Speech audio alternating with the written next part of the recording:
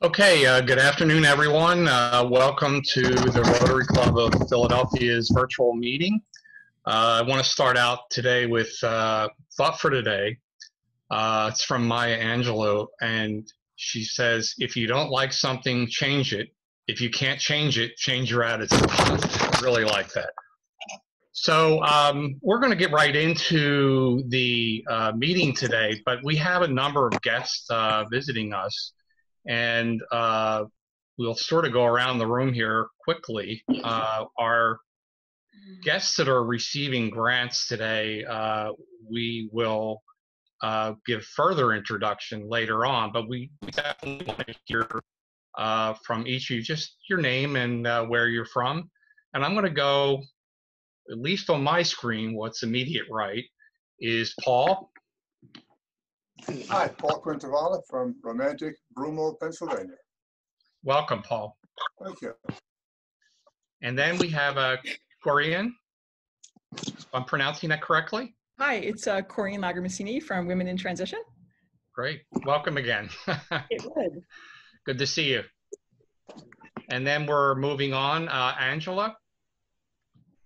Hello, everybody. I'm Angela Marks. I'm from Reading Aloud in Philadelphia. Welcome. Thank you. And next we have, I think, Charmaine. Is that correct? Yes, that's correct. Hi, everyone. I'm Charmaine from the Conquerors Community Development Corporation. Great. Welcome. And then we have Alana. Hi, I'm Elena Robinson, and Elena. I'm with Brighter Horizon Foundation. Elena, nice to meet you. Right. And then next we have Shari. Hi, I'm Shari Smith. I'm with the Daughters of the American Revolution, the Independence Hall chapter here in Philadelphia, Pennsylvania. Welcome. Thank you. And then next we have Guillermo, if I pronounce it correctly. Yes, Guillermo. Yes, hello everyone. Guillermo from Austin, Texas, moving to Philadelphia next week. And that's actually my second meeting participating as a guest. Well, welcome. We hope you join us. Thank you. Thank you. Looking forward to it. Great. And then I think we have Abdul next. Hi, everyone. I'm Abdul. I'm a student at Fox School of Business, Stanford University. Great. Welcome. Next, I'm so glad to see Cassandra. Good to see you. I know you've been really busy. Yes. Hi, everyone. My name is Cassandra Boulding. I'm here in Philadelphia. Hi. Hi. Hi. Good to see you. Hi, Mama. Good to see you. I have a big virtual hug for you. Thank you. It's We so miss good you. to see We miss you so much. I miss you guys too. Next, I think we have from the Mitchell School, Stephanie, I guess. Hi, good morning. I'm Stephanie Andrulevich. I'm the principal at Mitchell School in Southwest Philadelphia. All right. And I know you're very busy and you need to leave soon, so we're going to get you on first in a few minutes. Thank you. I know what it's like working at a school, so tough time here. So, yeah. Well, welcome. And did I miss any guests? Please let me know. All right. Stephanie. I missed one guest, another Stephanie. Can you unmute yourself, Stephanie? Sure. There you go. Thanks. I'm Stephanie Glick, and I'm the Executive Director of the Live Well Foundation in Center City, Philadelphia. Great. Welcome. Thank you. And Mary Teresa? Oh, hi, I'm Mary Teresa Martin. I am the Workforce Program Manager at LaGuardia Academy. Welcome. We know you. All right. One last call? Anyone else? Okay. John Etam. Oh, yeah. Dr. John. John? Yes. Yeah, this is Dr. John Etam, Rotary Club of Philadelphia, the Happy Hour Club. Great. Welcome, John. Am I missing anyone else? Okay, we're just very quickly go over any club announcements. I know we have one. We have a fundraiser coming up, and if Kelly would like to just briefly talk about that. Hi, everyone. Big shout out to Jay, Lisa, Alex, Jeff, and of course, Oscar and Sandy, who have basically been helping us pull together a fundraiser for a local food bank in Kensington, Philadelphia, called the Community Center at Visitation. We're planning on having an online bingo night, Friday, July 24th at 7 o'clock. About 7 through 8:30. We're going to have a lot of fun. We've already done a guest run, a trial run rather. We're going to continue to refine it so that we're ready for prime time in July. We'd love to have you join us. We'll be charging $25 for 2 bingo cards or $50 for 4 bingo cards. We're getting sponsors right now. Big shout out to Dave Gill and his company for being one of the sponsors. And Dr. Jeff Cabot has kindly volunteered a prize. So we're going to have a lot of prizes. Should be a great event. And our host is a former Rotary Club of Philadelphia, I believe, president named Scott Grandy, who kindly and graciously after Lisa's and Sandy's suggestion, he has agreed to host for the evening. We'll also have one of the representatives from the Community Center at Visitation Food Bank talking to us, and we're just really looking forward to it. You'll be seeing, in the next newsletter, I believe, you'll have an Eventbrite link where you can register. Of course, folks can donate more than $25 or $50 should they wish to. But that's basically just the cost to register and we'll get you cards. You're going to print them out, and it should be a great time. So thank you again for the small village of participants who have helped us shape the event so far. Thanks again. We're looking forward to it, and we'll get the word out. Right now we have a save the date, but the next message out to everyone should also include the registration info. Yep. Thank you, Jay, very much for your leadership. Well, thank you. And you can go on our website and actually register now. And then, like Kelly said, we'll get it out in an email. And I want to make one other point too, is that the district had a food small grant, and we applied. We will get the money. It's $500, so we already have $500 for the food bank. So just quickly, are there any other club announcements? Okay. All right. If not, we'll move on with the program today. I want to introduce Jay, the president. I think Joan was trying to speak. You have to come. I'm sorry. Joan? Yeah, just a quick update on our Southwest Philadelphia project in conjunction with the Rotary Club of Southwest Philadelphia Eastwick. Vicki Braylow, our group, has volunteered to do free blood pressure screenings at their upcoming Community Day. It's a day of peace and dialogue between the police department in the 12th district and the residents of Southwest Philadelphia.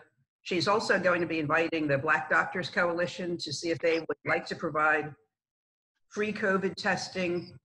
And I noticed that the Southwest Rotary Club has also submitted an application for their food distribution that they hope to, I guess, implement relatively soon during the month of July, given the fact that there's been tremendous amount of destruction, I should say, in that area, although the ShopRite was saved, thanks to the good relationships of Mark Brown, the owner of the ShopRite, with the community. But I'm personally contributing to that as well. If anyone else would like to contribute personally, Jay will be able to send you the address where you can write a check. They are a 501c3 Rotary Club, so any donations you make will be tax deductible.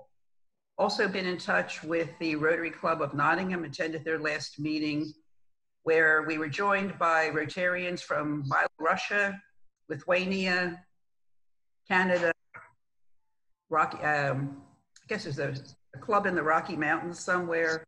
It was an excellent meeting. We are meeting with them on July 16th at 1 o'clock, a little diversion from our usual noon meeting. So Alex is going to be sending you a link to register for that event so that we know how many we can expect. We're also inviting the Rotary Club of Biscayne Bay, Florida, who said that they would like to join us as well. Great. Thank you, Joan. It's a lot going on. It's great stuff, though. And I know the Southwest Club just applied to our foundation, too, for a grant. Perfect. All right. Any other announcements that I missed? All right. We'll move on with today's program. Our foundation, as our members know, awards approximately $30,000 a year to various nonprofit organizations, mostly locally, but also around the world. And I want to introduce the president of the Rotary Club Foundation of Philadelphia, who will introduce our recent recipients of grants and talk a little bit about the foundation. Kurt Strummel is also our immediate past president of the club. So without further ado, I want to turn the meeting over to Kurt Strummel. Well, thank you, Jay. And now all of a sudden I appeared real big on my screen. I wasn't ready for that. It's kind of frightening.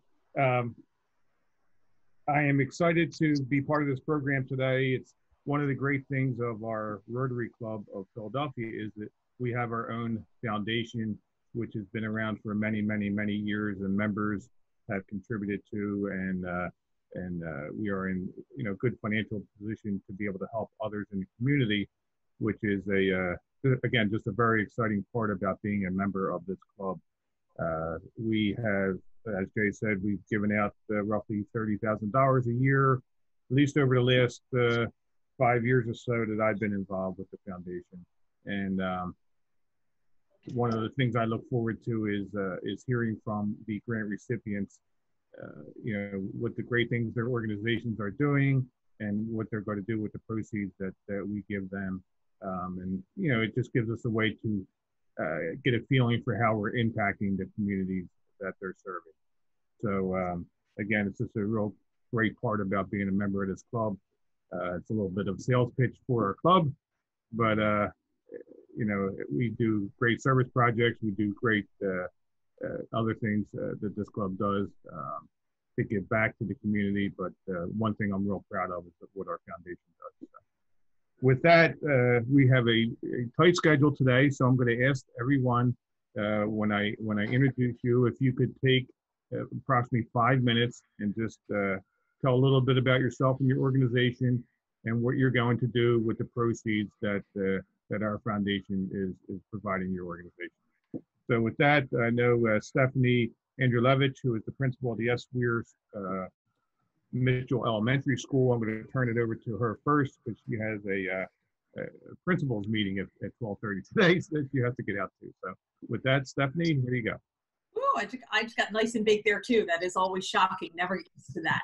So good morning, everyone. And it's wonderful to see such a widespread community come together. I do have some connections to some of the organizations that I'm hearing about, which is absolutely wonderful. So to just give you a little bit of background on Mitchell, who we are, and your generous donation, how it's going to be used, and then suggestions for how partnerships could continue. I'm very excited just to piggyback off of Joan and her conversation about a Southwest chapter. I can tell you from 22 years of working in almost every area of the city, Southwest is a resource desert. There are very few resources. It is almost like the forgotten area of the city. So the biggest resource in the city is the school. I mean, in that part of the city is the school, which is not how it's supposed to be. You know, the school is supposed to be supported by the community, whereas what's happening is the school is supporting the community. So what we're really working on, we do have a nonprofit, Delaware Valley Fairness Project, who has a strong connection to the community center you're talking about in Kensington, because they run our food pantry. What we're trying to do is put more systematic support, so Southwest can get support that's not contingent on one principal or one group of people at a school, that it becomes an area that can thrive. Just to give you a very brief background, Mitchell was a school that 5 years ago was slated to be shut down. When the budget crisis hit the city about 10 years ago, I don't know how much you know about Philadelphia public schools, but most of them lost a full-time nurse, lost a librarian. There was no budget for simple things like paper. Employees were literally bringing toilet paper to the school to keep it going. Mitchell was one of the schools that was possibly going to be shut down. What happened was 5 years prior to my getting there, they shut down multiple schools and merged them together. So about 10 years ago, Pepper Middle School closed.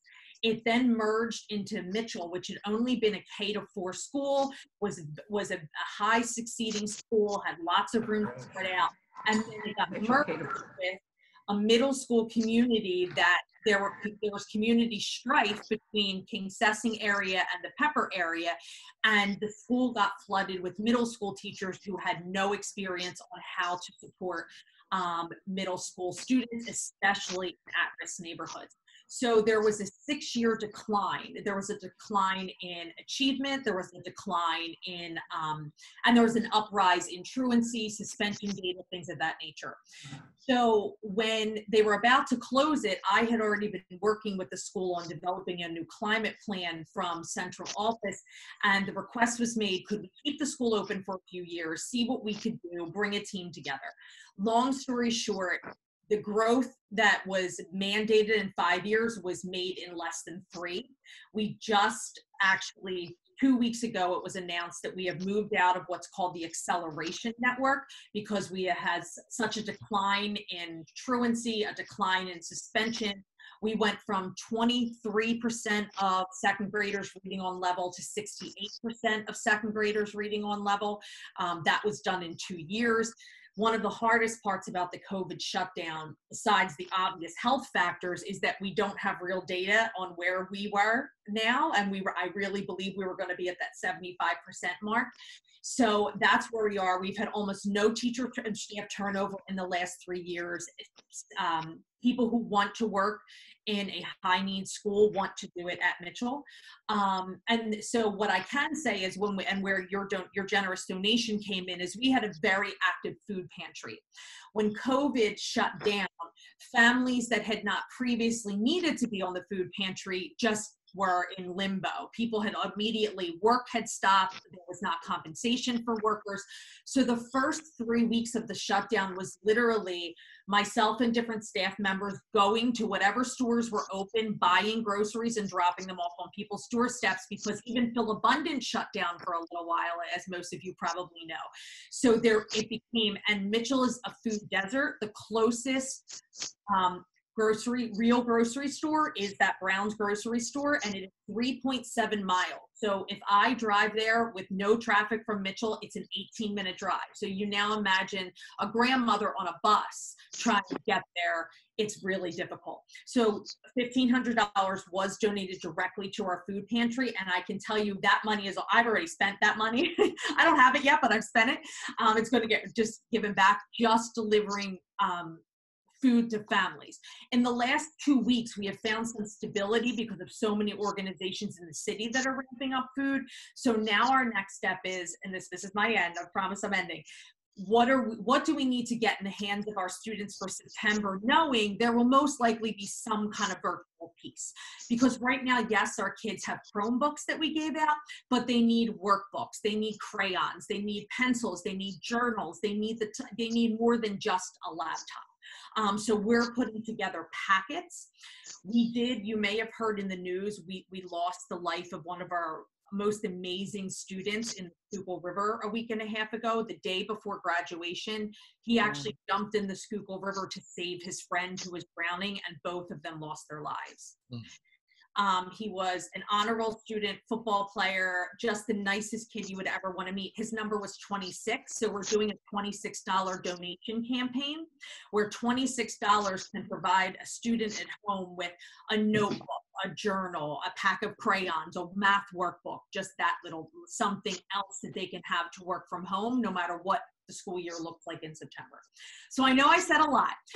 You can follow our school, whether you're on Facebook or not. You can follow Mighty Mitchell Heroes. If you Google us, a lot of articles will come out about our school. And I'm going to put my cell phone number on the chat for anyone to text me or reach out. So I know I talk really fast, but I know everybody's time is valuable, and I so appreciate you letting me go first. Wow, thank you. Thank you so much. That was awesome. And a way to lead off the hit parade here today, Stephanie. So, and good luck at your meeting, and thank you for all that information. We look forward to working together with you. Yes, thank you all. Be in the best of health, the best of peace. Please take time to do things that bring you joy with all that we are dealing with right now. Thank you for your time. Great, thank you so much. Okay, next on our list is Alana Robinson from Brighter Horizon Foundation. If I could turn it over to you. Oh, there you are. Okay. Here I am. Thank you so much for being a generous donor to our program. And I am Elena Robinson. I am the board chair at Brighter Horizon Foundation. Our CEO, Yvette Bright, had a prior commitment and was not able to make it today. So I will do my best to represent her vision and the program that she has created, which I'm so proud to be affiliated with. Brighter Horizon is primarily focused on first-generation scholars. We have identified, and we are currently working with 20 scholars across. We have 6 in college. We have 4 that we just recently celebrated their acceptance into college. And then we have other rising seniors, which we're really proud of. So in our program, we have a common set of services, which I'll describe. But what's more important is to customize those common set of services to meet the unique needs of each scholar. All of our scholars come from pretty challenging life situations. And so some need support, some need support in a variety, all need support, and they need it in a variety of ways. Not only do we provide our services to the scholar themselves, but we're very inclusive of their families. And so the reason why the families matter so much is because we're preparing them for the college to achieve their aspiration to go to college and be able to complete college. We measure our success by our scholars not only having options for college, but in addition to those options, to be able to finish a 4-year degree with less than or no greater than 10% of their college cost and debt. So we support them financially. We support them with tutoring. We have a network of volunteer mentors who are available to them 24/7 when they have emotional needs, when they just have questions, when they are confused. We have a set of mentors who are available to them. We have a portfolio of tutors who help them with honing in on their essays, helping them with their SAT prep, as well as helping them with their interview process. So we wrap the student with all kinds of services, whatever it takes to help that student understand their options, to understand what their responsibility is in being prepared, and to ultimately for the family to feel successful that their loved one has not only got into college, but are able to get into college again with minimal debt. We've partnered with, we've sourced these students through 4 institutions there in Philly, the Breakthrough Organization, Girls Inc. of Chicago, Cristo Rey, as well as the Roman Catholic High School are the 4 places where we've sourced our students from. So we've worked hand in hand with those organizations to be able to take their high potential students and run them through our programs and to support them so that the students have the benefit of all organizations, not just ours. The donation that you provided to us, we've used that to provide laptops to our students. We also pay our tutors, and we also help fund their application process. Our 4 students that recently got accepted into college, 2 are going to Pitt, 1 is going to Temple, and 1 got accepted at Cornell. We were able to support we financed their application process. So those 4 students were accepted across 15 institutions, which they had options in, which we're really proud of. So we are excited about our program. We think that we have far more opportunity to impact first-generation students, and we really do appreciate your support. Thank you. Thank you. That's great. Thank you, Elena, so much for that, and thank you for everything you do every day, making a difference.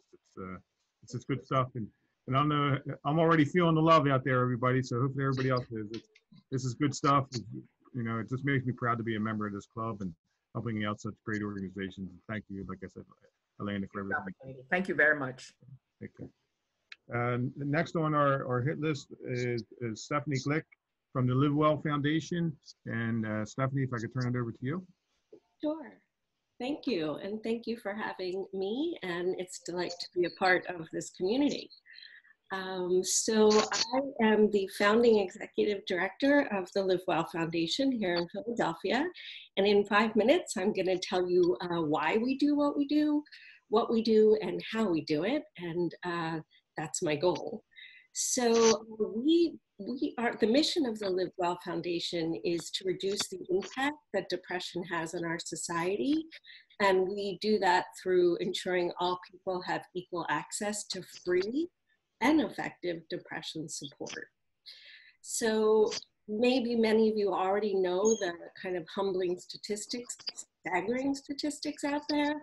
1 out of 5 American adults will experience at least one major episode of depression this year. And according to the Census Bureau, recently mid-pandemic, that spiked to 1 in 3. That has huge impact on our society. Major depression is actually associated with greater functional impairment and higher societal costs than any other chronic health problem. An American dies by suicide approximately every 12 minutes, and that continues to go up and up as many factors, including unemployment. And depression is the leading cause of disability. Its burden on the US economy is estimated about $200 billion per year. So as you can hear, untreated depression, well, I should say before that, so here's the kicker. 70% of people living with depression cannot afford or access the care that they desperately want and need. That's a lot of people. And we're basically on a mission to help change that, because untreated depression is really devastating the lives of individuals and their families and our communities here in Philly and around the country. So what we do is we offer free depression support groups that are open to the public. They are strategically designed to help people learn the skills they need to take charge of their own depression treatment and to reduce their own symptoms and relapses of depression and to increase well-being. And when I say skill, that means they're psychoeducational or educational based. No insurance, no referrals, no nothing. So we launched in 3 years ago, but after COVID, we had community groups in 5 neighborhoods, and after COVID, we went online. And so we just in the last couple of months have gone from serving a local population to serving a national population, because people are joining in from across the country to our online groups. What we do is that, how we do it is that we empower peers to lead the groups. And what we mean by that is people with lived experience of depression. We train them to lead the groups. They are volunteers, and they come from a wide range of diverse backgrounds and professions. Artists, lawyers, physicians, baristas, you name it. They come to our groups, and then they train and they volunteer to lead their own groups. I want to tell you that peer support, this is one of those secrets, that peer support actually performs better than psychotherapy for the long-term treatment of depression, specifically the recovery process. And actually peer support will determine the effectiveness of other treatment options such as psychotherapy. and medication. Lastly, I want to say before how excited we are to use this money. So there is a myth that this service exists, the service that we offer. So say, for example, you're one of those people who are millions in this country who are lucky enough to walk into a 12-step meeting because they're struggling with substance use, and they can get support from their community and peers that work any day of the week in almost any neighborhood. So there's a myth that this exists for depression support. It doesn't. So the few that do exist are few and far between, and they're not, one is that they're not offered regularly. We were offering 5 days a week. And secondly, that they're not evidence-based insofar as the curriculum that we employ to teach people skills. So in fact, we're seeing more and more people come from 12-step meetings to our meetings because of the co-occurring, of course, implications of substance use and depression. So we are excited to receive this grant. We are training 8 new peers from different backgrounds and professions to help lead our online support groups. We thought it would be a stopgap measure, but because now people are tuning in from across the country, we're gonna keep it going. So that's what we're up to. Wow, that's great, Stephanie. Thank you for that. And you know, thank you for the work you're doing. It's so important, especially with this pandemic. You know, I've been reading articles myself about the impact of this pandemic on and causing depression out there with so many of us. So. Yeah, it's really a public health crisis that existed before COVID, and now it's really off the charts, and we're really hoping to create some kind of sustainable solution where the community can begin to take care of itself in the long term. Yeah. Well, thank you so much for. Thank you. And I just want to add that I'm going to have to leave by 1 o'clock, but thank you for having us. Yes, thank you for joining. So next on our list is Corianne Lager-Massini, if that's how you pronounce it correctly, from the Women in Transition group. Hi, welcome. Thanks so much for inviting me to join with you today. My name is Corianne Lager-Massini. I'm the Executive Director of Women in Transition. We're an agency that provides counseling services to people experiencing domestic violence and substance abuse. We also do a lot of community education and prevention around domestic violence, and we have an empowerment self-defense program. It's hard to believe that I think a year ago I was at the Pyramid Club with many of you having a really wonderful lunch, and the world has changed quite a bit since then. So March 19th is a day that I think has kind of been seared into my psyche. It's a day when I was really debating whether or not it was safe to continue keeping our office open. And I had a conversation with one of our clients who was coming out of a peer support group. And, you know, she said to me, Corianne, this peer support group has saved my life. You know, you can't not run this group.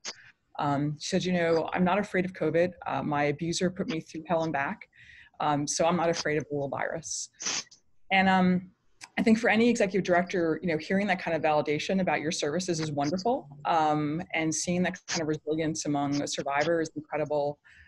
But I knew at that point we were going to have to close. And I think it was just really heart-wrenching for me to think about the fact that we might not be able to provide these services because we have no history of doing remote services. So we closed the next day when the school district closed, and I immediately called my sister, who's a very smart businesswoman and who's run her company remotely for 10 years. And with her help and support and some support from our coalitions, we managed in the next few days to make it all work remotely. We got our hotlines operational. We started reaching out to clients about doing counseling by phone. We got our Zoom account set up. And I think a really high point for me was 3 weeks later, we were piloting an online support group, which I didn't think was ever going to be possible. So what we have found is that this has been a really challenging and difficult time for survivors of domestic violence and substance abuse. And you've heard that already from some other people.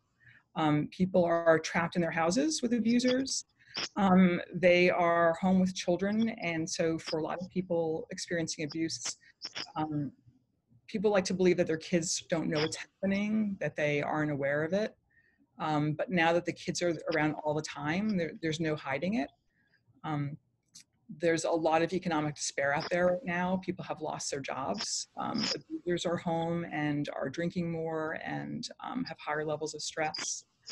So what we have noticed is that a significant increase in requests for our counseling services. We are seeing new clients, which is very reassuring to me, because my fear was that people wouldn't hear about our services and they wouldn't reach out. But we're also seeing a huge request for services from current clients and former clients. It's to the point that our counselors are really overwhelmed right now with their caseloads. And I think what's particularly challenging is that they're doing counseling from home, which used to be their refuge and their safe place away from their work. And now that work is happening in their living rooms and dining rooms. And it's been really hard for them to separate. So a priority for us as an agency right now is to beef up our counseling staff. We'd like to use the incredibly generous support from the Rotary Club to help us hire a new part-time counselor. In addition, we've always wanted to do more around parenting, and it was one of those things we never got to. And we now see that there's a huge need for support around parenting, given that the schools being closed and camps being closed. And we'd like to continue our financial empowerment work. So now more than ever, it's really critical for people to know about credit, about opening bank accounts, about financial independence. What I want to say is I really appreciate this opportunity to talk with you guys and to hear other people. Like I'm taking notes. There's about 5 people I already want to reach out to about connecting in terms of services. But I know as donors, you oftentimes feel really kind of removed from the impact that you're having.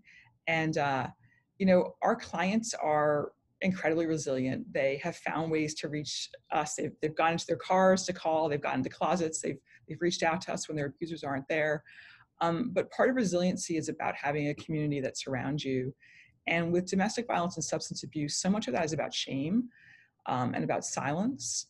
And so when people know that there are groups like Rotary who are supporting WIT to support them, that sends a really clear message to them that their lives are valuable and important, and that they are significant. So I hope you guys know that you are having a real impact amongst our survivors.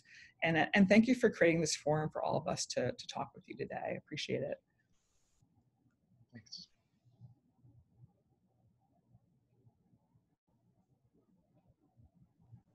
Thank you so much. I'm sorry about that. I muted myself.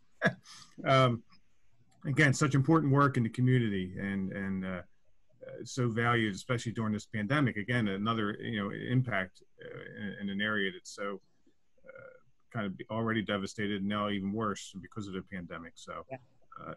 I'm glad that we can help you and the great work you're doing, and keep on doing what you're doing. Thank you. We really appreciate it.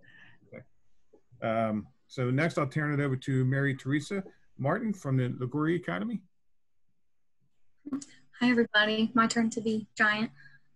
Thank you for inviting me to today's meeting. And on behalf of LaGuardia, I would just like to thank all of the members of the Rotary Club for your continued support of our students. Most recently, this grant that we received to fund our Interact Club for the upcoming school year.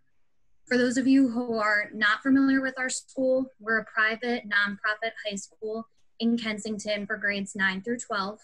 Many of our students' tuition costs are funded through donations. Most recently, we also received a grant from the Rotary to fund a partial scholarship for one of our students, so we're very thankful for that as well. Many of our students who come to LaGuardia have struggled in traditional learning environments, but we're able to overcome those struggles when they get to us. By combining computer-based learning with teacher-led instruction in small classroom environments, we're able to tailor curriculum to meet the needs of our students on an individual level. We also measure this success by using MAP testing 3 times per year to measure their growth and see how they're doing throughout the year.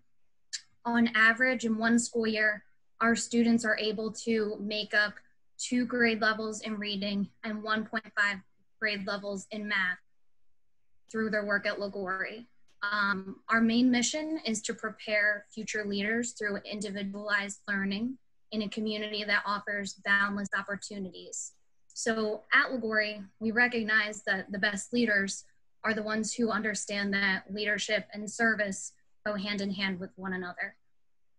That's why we are so thankful for this partnership that we have with the Rotary Club, because they offer such great examples of people who use their service not only to lead and just to help everybody. So we make it a point to offer all of our students opportunities to participate in service projects throughout the school year. Last September, through combined efforts of our students and faculty, we were actually able to complete 5 service projects in one day. It was a busy day. But when the virus hit, it was a little bit tricky, and like everybody, we were thinking, how are we going to offer service projects? So what we were able to do is LaGuardia was prepared, since part of our curriculum is offered online. We were very, very connected from our students from day one. And we continued to just give them a platform to serve if they chose to. So each week I would send out a call for virtual service projects. Our students, over the course of the final months of school during the pandemic, wrote thank you letters and created artwork for healthcare professionals, recorded a thank you video for our veterans on Memorial Day, shared small acts of kindness that they did for people in their lives during the quarantine, offered advice to younger students on how to deal with working on their schoolwork from home. And they even submitted write-ups about their own favorite charities that were featured on our social media page, so that LaGuardia could help our students have a platform to talk about a favorite organization of theirs, and just share about why it's important to them and why they think that that organization does great work. So next year, we plan to use this grant for our Interact Club to continue to offer those types of service projects and take them to a higher level. These funds will help us ensure that our students have all the resources that they need to continue to complete service projects, and will allow us to follow the safety guidelines that we need to in response to the virus. Our motto at LaGuardia is boundless love. We create a nurturing environment that helps our students to perform their best. Even when our students are in difficult situations like this or need to operate under difficult circumstances, they are such resilient kids, and their desire to succeed and to help others always shines through and helps them to get the job done. So I'm very excited to see what types of projects our students are able to complete next year. We're going to have their direct input into what they would like to do starting in September. And we have a few students who have already, will continue their participation from last year's club and will continue with us next year. So again, we're just so thankful to the Rotary Club for this generous contribution and for giving our students this opportunity to serve, because it's what they love to do. Wow, that's great. Thank you so much, Mary Teresa. We love the association we have with the LaGuardia Academy. We're so proud of everything you're doing to help students achieve their goals in life. And it's just, again, part of being a proud member of this club is being connected to an organization like the LaGuardia Academy. I just want to give a shout out to Joe Patori, and I know Sandy Goldberg has been involved with the LaGuardia Academy in the past. Jay and whoever else has been involved with reinvigorating our relationship. So it's great stuff, and thank you for all you do every day. Next on our hit parade is Charmaine King Pratt from the Conquerors Community Development. Maybe I'm not pronouncing that correctly, but I'll turn it over to you, Charmaine. Hello, it's Charmaine from the Conquerors Community Development Corp. We are a nonprofit organization that deals in the community. We service the Southwest and West Philadelphia community. We do programs such as a community day. We give out Thanksgiving dinners. We have Thanksgiving meals. We were doing, just before the pandemic, we were doing senior computer classes where we teach the seniors basic computer skills, learning Word, Microsoft Excel, different things, and we're mainly focused on the community. So the time that this grant was given was perfect with this COVID, because we have to readjust the programs that we are normally doing. They're funded by the community. They're usually funded by our markets. I know y'all know some of them got hit very hard by the riots, and they were already, struggling with the pandemic, businesses being closed. So at this time, the grant that we received was for our community day, where we give out back to school supplies and backpacks. We're still planning to have that event. It's an outdoor event, and we are going to need the funds, because usually we get a lot of funding from the community to help us during that time. And with those businesses being hit so hard this year, this grant couldn't have come at a better time. So we are going, is a community day where we give out food, we give out backpacks, we give out school supplies, we have fun, we invite other nonprofit organizations to come so that the community can get involved and know what's going on in the community.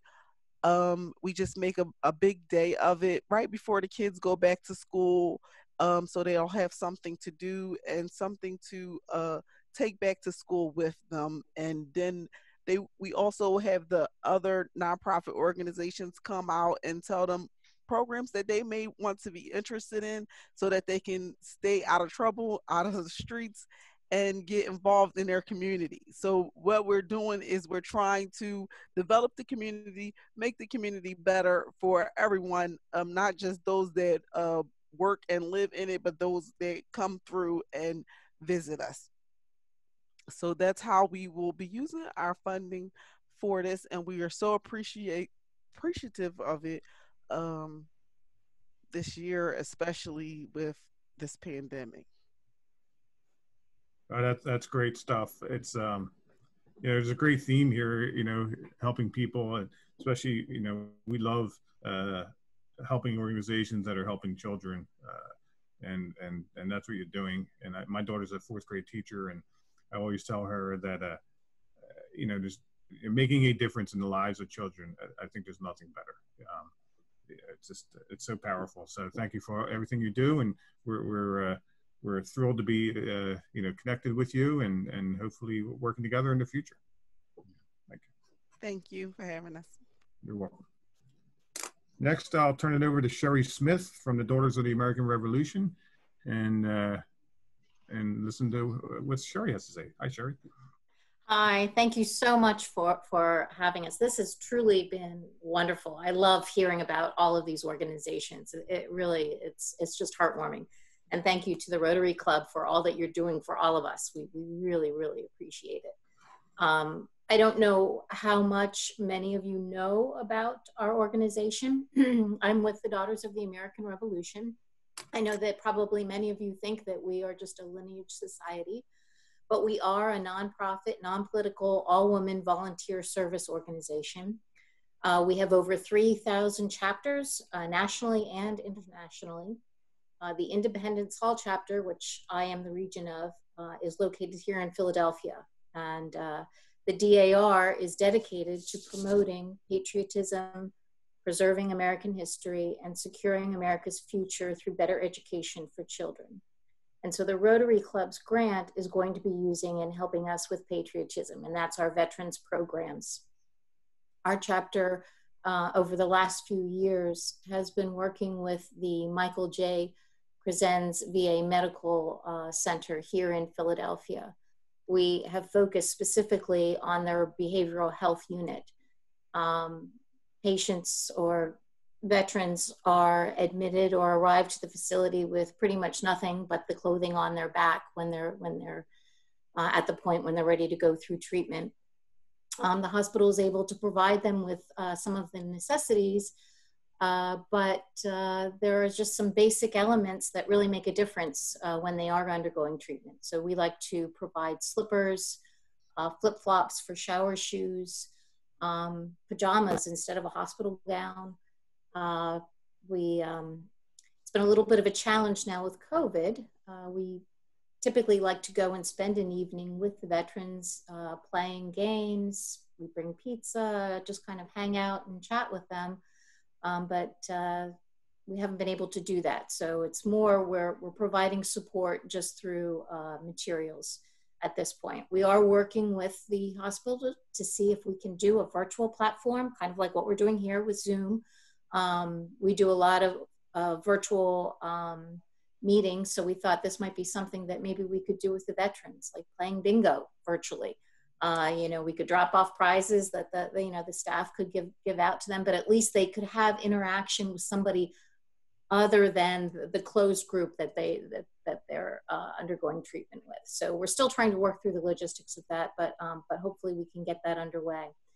The generous funds that we've received, we have gone ahead and purchased, used half the funds to get a shipment out of pajamas and slippers and flip-flops to the veterans that are currently undergoing treatment. And we're planning to do another distribution in December. In December, the VA Medical Center also sponsors a holiday gift shop for the veterans. They can go in and they can pick out whatever they want for themselves or their family, and then we'll wrap it up for them. And so we'll use some of these funds to purchase items to put in this gift shop for them to purchase, quote unquote. It's all free for them. But you might have seen in the photos that they were showing at the beginning of this presentation, we did have some of the items that had been purchased and some of our members from past visits to the medical center. So we just want to sincerely thank you for everything that the Rotary Club is doing and has done, and we sincerely appreciate this grant. Thank you. Thank you, Shari. I know we crossed paths. I forget the name of the cemetery that we put the flags at the grave sites. We yes. Crossed paths with your organization. Laurel Hill. Mm-hmm. Laurel Hill. That's it. Yes. And thank you for the work. I mean, again, in such another population of society that just needs help, every day, and you're making a difference in their lives, and I commend you for that. So thank you. Thank you. Next on our list is Angela Marks from Reading Aloud. Angela, if I could turn it over to you. Hello, I'm Angela Marks. My organization is called Reading Aloud, and we are a non-profit that provides structured literacy tutoring regardless of means. First of all, I can't thank you enough. I'm so absolutely grateful to be here and so humbled. And I too am writing a lot of notes because there's so many people here doing such fantastic work. And as soon as I'm done, I know I'm going to be looking to try and connect with all of you. Our organization began, I worked in a charter school in Southwest Philadelphia for a number of years as a reading specialist and also as a learning specialist in an independent school in Philadelphia. And what struck me most of all, particularly in my work in the independent school, was how well our struggling readers did when they were given the right supports. And some of our children needed more support, reading support, than we could provide during the school day.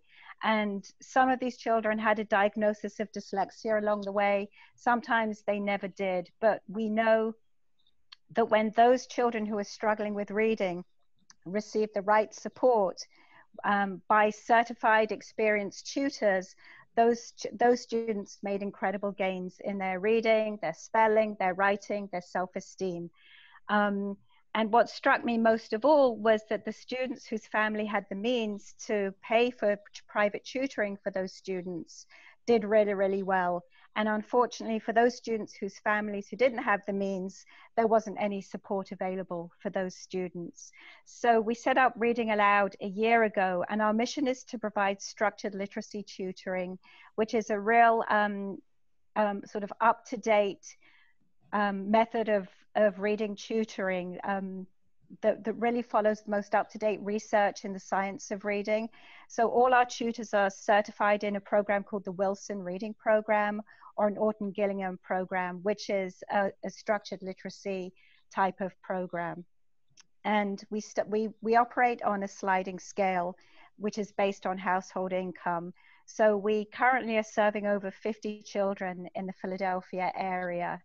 And to us, what is so important is some statistics, and I'm afraid to give exact numbers because I never keep the statistics clear in my head, but we know that a huge percentage, and I think a study was done back in 2000, it's pretty old, but a newer study was done recently that suggested that almost 48% of the Texas state prison population have some kind of reading difference. And so we know there's a name for it, it's called the dyslexia to prison pipeline. So we know that if we can intervene with these students early and get them the intervention that they need, that they're gonna, it's gonna make a huge difference in their outcome. So, so we are thrilled. We're a cost, because we know that that one-on-one tutoring is what makes a difference for some children. It's a high cost per child. It's about $5,000 a year for us to support a student. So a tutor would work with a student 3 times a week over the course of a year. Your Rotary grant donation, I can't thank you enough. We've already identified a student who attends a public school in West Philadelphia.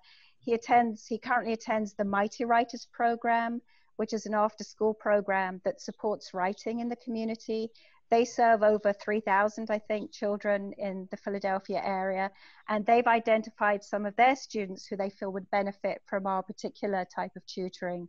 So we've already identified a student who we're going to be starting work with in the next couple of weeks, who'll be working one-on-one with a certified Wilson tutor 3 times a week. And our goal is to assess him before, once he comes in, to figure out where his needs are and to keep progress monitoring over the course of the year and hopefully see a lot of growth over that year. So your donation is really, really very, very targeted and will really make a difference to that student's life. So I can't thank you enough for your generosity. Great. Thank you so much, Angela, for joining us. And thank you for everything you're doing. Again, making a difference in the lives of children, every day. What a great feeling, just going to work, I'm sure. It's wonderful what you do. So thank you. Thank you. With that, and last but not least, Paul Quintavallo. And Paul and I will always have a connection throughout the rest of our lives, as when I was president of this club, Paul was my district governor. And I'm proud to have that connection, Paul. So with that, I'll turn it over to you. You know what they say about district governors? A past district governor is like an old shoe. The last part to wear out is the tongue. But thank you for the 5 minutes. I'll stay within it. I represent Rotary International. It's an organization of, by, and for Rotarians. Our mission, and if you put up that photograph, that slide, is to provide cleft lip and cleft palate surgery for children in developing countries. We do so at the request of local Rotary clubs who support us in doing that work. We go to some of the least known places of the world, from Togo and Mali through Tanzania, Chad, China, India. It's quite an enterprise. The organization runs about 12 missions a year, and this club, the Philadelphia Club, has sponsored a mission every year for the past 21 years. It's part of the reason I'm so grateful for it and happy to be among you. A mission consists of 10 Rotarians and 20 medical personnel. We bring everything we need for surgery except for a table and a bottle of oxygen. The missions are typically 15 days, and we'll typically address about 100 children, sometimes more and sometimes fewer. Do you have that photograph by chance, Jack? I guess not. You've all seen pictures of children who have cleft lip and cleft palate. Some of the other organizations are very, very proficient in being able to supply those in their advertising. This year we were to go to Nepal, and then in November we were supposed to go to Egypt. Regrettably, we couldn't do that because of COVID-19. We've had to suspend all of our missions now through at least the first quarter and possibly more of next year. It's not a matter of that we're scaredy cats, we're anything but. Everyone in our mission has a full complement of inoculations. It's just nothing for COVID-19. I'll mention how fearless we are. we went to Farad about 3 years ago, and I received an email from our medical director who wrote, "Don't wear shorts." I had to contact her and ask her why. She said, "Well, there's an outbreak of malaria, and malaria-carrying mosquitoes are low hangers, and they'll bite someone below the waist." About 3 days before the mission went, I received an email from her saying, "Don't wear short sleeve shirts." I said, wrote back to her, "Why not?" And she said, "Well, I've had an outbreak of dengue fever and they bite above the waist." I wrote back to her, "Good, I'll be sure to wear a hat so that I don't get sunburn on my bald head." And she said, "Don't bother. The air pollution's so bad, it doesn't matter." Well, that's the kind of an organization we are. We address an issue of children who have this terrible disability, if you will. They're rejected. They're done away with, so to speak. In places like India, we see that 60 to 80,000 children, mostly girls, are abandoned and disappear every year. We'd like to put a stop to that sort of thing and do what we can to help the parents and the families who do look at their children in a different light. I come here to thank the Philadelphia Rotary Club and its members for the continuing support. We look forward to doing something good again in the future. And thank you, Kurt. Thank you, Paul, and thank you for all you do and Rotoplas does. Again, one of the great parts of being a member of this club is being associated with organizations like Rotoplas. And one of my favorite meetings of the year is, for everybody who's not familiar with this, and Paul was trying to have a picture brought up, but we, through our donations to Rotoplas, they actually assign children and their names and their stories to us who we're actually making an impact with, and they showed the before and after pictures of the before the surgery and after the surgery pictures. And as Paul said, and I know we're only giving everybody 5 minutes to speak, and it's hard to get across your stories, but if I can try to enlighten you a little bit, but the difference in the before and after is just astonishing. And as Paul said, a lot of these kids, he used the word discarded, but they're ridiculed. They just don't fit in with population in these countries. And we're talk about making a difference in the lives of children. My goodness, we actually take somebody who's going to be discarded and give them a life, to give a reason for living, kind of thing. So it's really good stuff, Paul. And Paul, how many mission trips have you been on? 7 so far. 7. So, around the world, and again, in different parts of very difficult, challenging places, and commend you for that, Paul, and everything you do for Rotary. So, yeah. Thank you, sir. I think that's it, Jay. I think that's everybody. And if everybody has a heart, I know it's beating proudly today to be a member of this club, and we thank you all for everything you're doing in the community, making a difference. Like I said, you get up, you go to work, and it's the old saying is it doesn't feel like work, if you're making a difference. And man, oh man, you guys are doing great. I applaud all of you. So thank you. With that, Jay, I'll turn it back to you. All right, thank you so much. Oscar, would it be possible to bring up that one slide? I'm not sure what we're talking about. I didn't. It's the Rotoplas slide from the intro slides. Oh, gotcha. It shows a before and after picture, just briefly, if it's possible. If not, that's okay too. Yep, give me 1 second. Yep. And with this, everybody, this is Oscar, and he makes it all happen. That's a little girl, and her picture is taken 1 week after surgery. She's going to the prom. Right. That's making a difference. That's what you call making a difference, Paul. Thank you. Thank you so much. I want to thank the board of the foundation who made all this possible to continue to manage the funds. Kurt, definitely for your leadership there.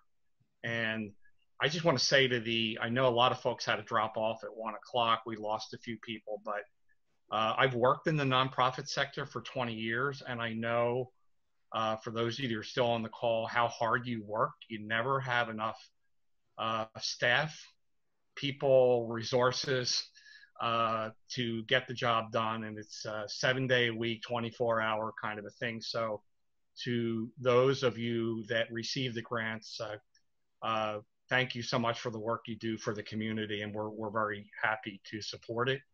And to the members that are on the call, if you're not proud to be a member of the Rotary Club of Philadelphia already, and then now today, I don't know, I don't know how to help you, but thank you all for being here. Just in the remaining portion of our meeting, it's just a few minutes. I think it's really important to hear from the members a little bit. You know, we're all affected by COVID-19 too. We're all sort of hole in our room, you know, in our house, and don't get a chance to get out as much. Things are improving a little bit, but we haven't had an opportunity to get back with everyone together. So I want to just turn this over to Lisa Leonard, who is also a former president, past president of the Rotary Club of Philadelphia, and just a quick member session to just interact a little bit. Lisa. Thank you, Jay. And actually, this is going to be a surprise for you, President Jay, because we're turning the tables. I have secretly contacted our members to let them know that rather than talking about what you're binging on Netflix, we're going to just take a moment to express some appreciation for you. So bear with us, as we didn't have a chance to do an actual President's Night because of COVID. We just want to shower you with a little bit of gratitude. So I'll begin and we'll go around the room. Jay, your clear communication, your kindness, your calm during this past year has been inspiring. You unite people, you're bringing our club together, and you've stepped up and you've stayed up because you are now willing to do a second term. So our club is lucky to have you as our leader. And I just want to say thank you so much. Thank you, Lisa. And we'll go around the room. This is optional. If you're not prepared to say anything, please shut your camera off. Christopher Coffer, and then Rosanna, you will be next. Chris Coffer, please, if you could unmute if there's something you'd like to say to President Jay. Okay. Well, I won't hesitate to chime into the Jubilate choir for Jay, for his really compassionate leadership and his involvement and his detailed knowledge that made a superb year that he had. Then I went on to reflect on what were the reasons for giving into a second year, and I concluded that he did not really want to accept a virtual gavel. He wanted the real wooden hard one, and that's why it's going to stay on for another year. So we hope that it's going to materialize next year. Or? Absolutely. Oh, congratulations, Jay, and thank you for everything that you've done. Thank you, Dr. Chris. Rosanna, you're next, and then we will move to Kelly and Kurt. This is something that I reflected on Jay, you know, what he is bringing to the club, how he made all of us feel. And this is, to me, you know, one of the great qualities that a leader has. And it says, to me, a great leader is a person that unites the group by celebrating our differences, because it is our differences that makes us stronger. As each one of us has a gift that we bring to the table, by giving the fresh ideas, solutions, and perspective to different solutions. So I salute you. It's been a great year, and you are a great president. And here's looking to the next year. Thank you. Kelly, Kurt, Sandy, Patricia. Kelly. So I was thinking along the same lines as Rosanna when I wrote out something. And I want to thank you, first of all, Jay, for being the consummate professional that you are. You know, unlike some news networks that claim to be fair and balanced, you really are fair and balanced. You listen to multiple perspectives. You take our thoughts into consideration, and then you make decisions and get things done. So you're an amazing leader. So I want to thank you for that. And I mean, that's basic. You put up with us. You've put up with us all year. And just thanks so much for taking this on one more year. We're glad that pretty soon you'll have a real gavel in your hand. Thanks for being fantastic. Thank you, Kelly. Kurt Strummel. Well, I could go on and on, Jay. Really, I knew you beforehand, but I know and love you now, and it's just when I'm like Rosanna and Kelly. I think I went through, because I think you're just a phenomenal leader, and I went through what qualities of a good leader, and I'll just list some that I think you're great at, and then I'm going to touch on a little more in depth on a couple of them. Confidence, focus, honesty, positivity, decisiveness, effective communication, accountability, empathy, humility, clarity, decisiveness, courage, passion, humility.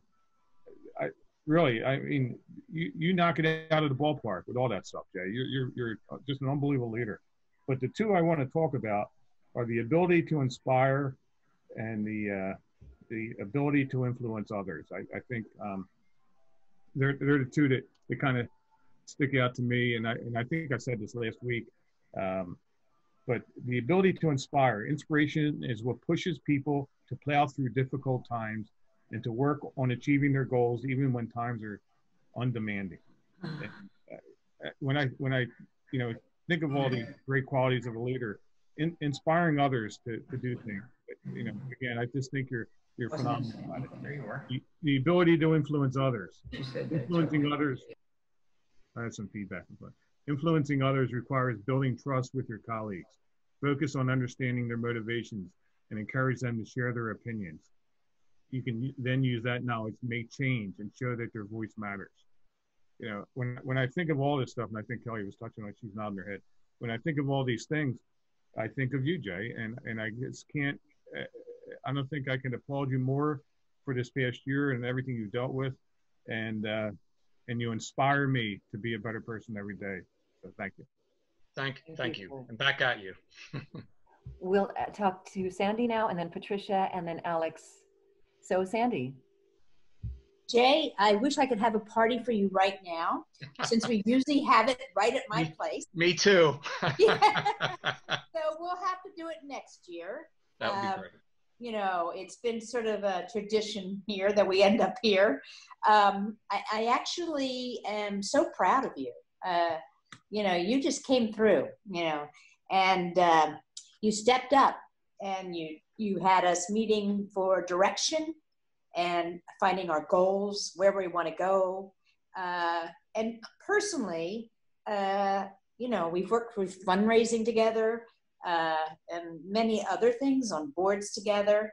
And I've always really thought highly of you, but it's stepped up a bit. So I really want to tell you that I don't think anybody could have done a better job, and I'm very proud of you coming on another year. And I just want to thank you for Rotary. So thank you, Sandy. Kudos. Thank you. Thank you, Sandy. And I want to say, if anybody has to jump off the call, I know we're running a little bit over time, but thanks if you are able to hang in there. We'd love that. And my boxes have moved around. So Patricia, Oscar, and then Vittori's. And okay, Patricia, please. Thanks. So Jay, when I was thinking about this and what I was going to say, I was thinking about all the things that you've done for us. You've given us a vision and you've made us stick to it. You're very motivating and you never tire. You just never tire, Jay. You attend everything. And, you just said a minute ago that working for a non-profit is 24/7. I think if we gave you a report card, there would be not one sick day. I think you've been to more service projects than I have. So just leading by example, I think, is one of the true qualities of a leader. And I really appreciate all the support you've given us and me, and that you're keeping us on the straight and narrow. Thank you, Patricia. Okay, we'll hear from Alex if you're ready to go. Sorry, I forgot you a minute ago. Alex. Oh, it's all good. That's why I was waving my arms around. Jay, thank you for agreeing to jump on another year. You probably sensed the trend here. I too was trying to think about a way to succinctly give you some praise and communicate how I appreciate you. And I think that the best way I can summarize it is I admire the way that you can balance how professional you are, and you're just a total professional with what you do, like the way you run our board meetings, our meetings, even when we're meeting for coffee, and you balance that with a sense of humor. And I think that that balance takes a lot of wisdom and experience that you bring to the table. And it's made the past year a lot of fun working with you. And I also just wanted to give you some kudos for your ability to think on your feet. I know there's been times where maybe we had a speaker not show up and you just had to, or they showed up late. Unless you told me, I would have no idea anything was wrong. And I think that there's just everything that you pull off, you make it seem very easy. But as has been mentioned before, I don't know how you'd find time to sleep. And it is just totally appreciated. And thank you for setting the bar so high and for everything you do. Thank you, Alex. How about Oscar next, and then Batoris, and then Dr. Jeff. Are you okay, Jeff, to wait? Or do you have a patient lined up waiting for you? Okay. Okay, so Oscar, please. Sure. So Jay, what really struck me since we met and since I first joined the club is that I think you are really the true example of a servant leader. And what I mean by that is in everything that you do, you really do make it about the members and about the people that we're serving. And it's almost like it's never been about you, right? I can see that you truly care about the club and care about what you're doing. And that's so special because I don't think that's something that you can learn. It's not something that can be taught. It just really speaks to your character and who you are as an individual. So thank you. Thank you, Oscar. Appreciate it. Fabulous. Batoris, Joan and Joe. Unmute, yeah. We've actually both expressed our... We hear you, John. Okay. But we hear you. Got it. We've both expressed our own personal greetings to Jay. And to make this simple, everything that everyone has said, we both agree with. Short and sweet. I have a 4-letter word for Jay. Jay is glue. He has glued us all together. And I hope you continue to glue us all together in the future. The more of us who stick to you, the better our club will be. So I'm getting you a shirt now that says, I am glue. It is it's the most mundane of all of the wonderful, eloquent speeches that you've just heard, but you know how we feel about you. And thank you so much for all you've done. Nice. Thank you, Joan and Joe. Yeah, thanks. And so next we have Dr. Jeff. Hello, everyone. Oh, gosh, what to say? First, just the fact that Jay is a great communicator is really just been such a help to this club. Everybody's on the same page now, where over the years at times hasn't been that way. But right now I feel like we have more communication, and as everybody has already said, he's just a great leader. His short-term planning, and he's also doing long-term planning, has really made this club a better experience for all of us, as well as all the people we serve. His devotion to Rotary has jumped to a whole nother level this year in the middle of a crisis. And I can't thank you enough for everything you've done, and, the communication, the leadership, what else? And the really great part is that, as everybody has said, we all respond to Jay. He just makes everybody motivated to accomplish all we can accomplish. And I think today's meeting is the perfect example of Jay's leadership. I mean, look at everybody that's on this meeting, and all the people that have done the work, and all the people that are going to be doing more work because of what Jay's helped us to accomplish this year. So thank you, Jay. You have my support always and whenever you need it. Thank you, Jeff. Thank you, Jeff. I didn't see the Kajis, the boxes moved. Akira, would you like to say something quickly? We're running short on time, but if you want to say something for Jay. Okay, I'll make it very short. The program that the girls have about the development of the lips is also common in Japan also.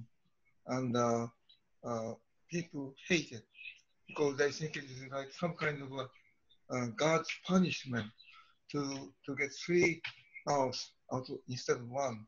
So it's called 3 mouths, and I can understand what kind of embarrassment that they go through. And I'm very proud of the fact that I'm one of the people who are helping them through Rotary Club.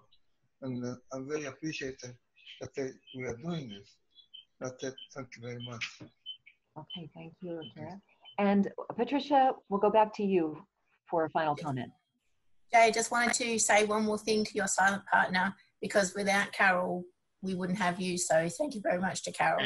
And Hal, thank you. I've cooked a lot of dinners. Yeah, well, we'll look forward to really celebrating all of us together at some point. But for now, I hope this made you feel good, Jay, and know that you are really appreciated. Before I wrap up the appreciation for Jay segment, I'm going to ask Kurt to say a few things. Kurt has a little something for you. Marva too.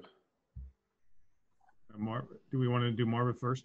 Oh, sorry. So sorry, Marva. Forgive me. Yeah, Marva, Marva, you're up. That's okay.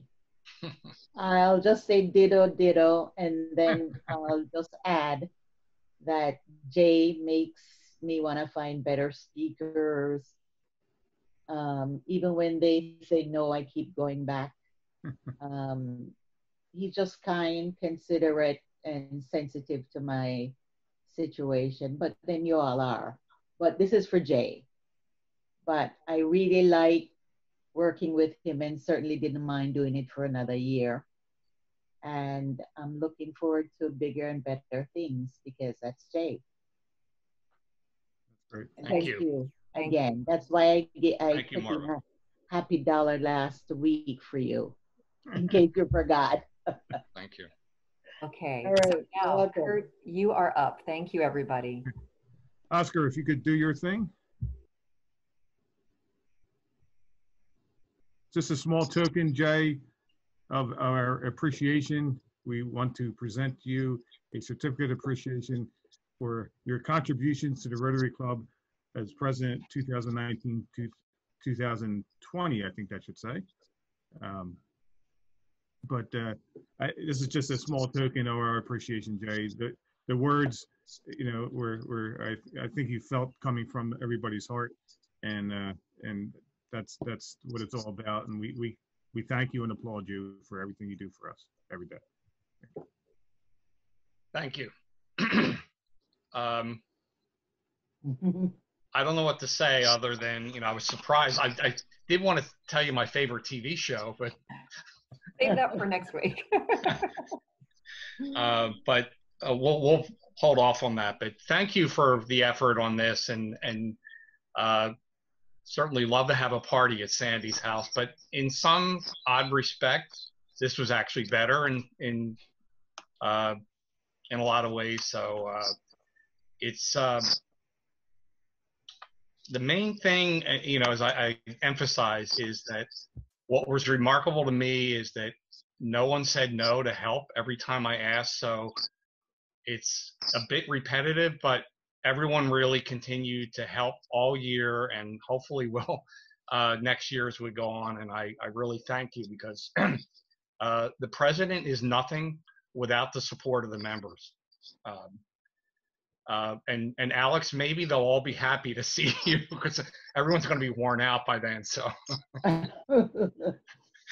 but thank you so much for that today's remarks. I really appreciate it.